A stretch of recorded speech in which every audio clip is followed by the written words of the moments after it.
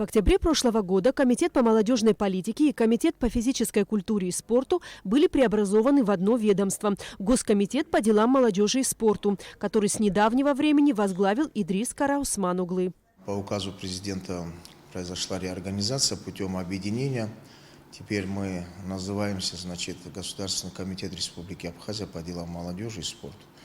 Но основная концепция кардинально меняться не будет. Мы и раньше работали в сфере спорта и молодежной политики. Передо мной поставлена задача четкая, наладить работу вновь созданного комитета, создать условия для получения заработных плат и финансирования тех мероприятий, которые нами намечены на 2020 год.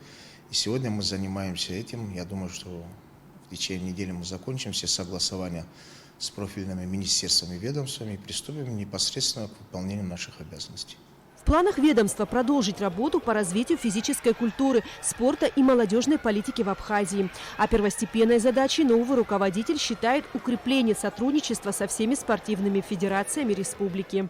У нас в ближайших планах, раньше того, чего не было, это мы будем заключать непосредственно договоры с общественными организациями. У нас федерации спортивные – это общественные организации. Мы будем с ними заключать тематические договоры, где будут прописаны все моменты, как мы будем с ними сотрудничать и как мы будем строить свою работу в дальнейшем. То, что касается молодежной политики, я сегодня провел совещание с молодежным сектором, с теми ребятами, которые сегодня занимаются молодежной политикой, попросил их, чтобы они, все силы отдали на то, чтобы продолжить работу, которая была заложена до них. Они готовы это делать. В молодежной политике тоже много вопросов, которые надо будет решать. Одним из приоритетных направлений работы в комитете называют развитие в республике такого вида спорта, как футбол. В 2019 году впервые за послевоенное время был отменен чемпионат Абхазии по футболу. Идрис Караусман-Оглы выразил надежду, что если будет одобрена новая система финансирования, ситуация в футболе значительно улучшится.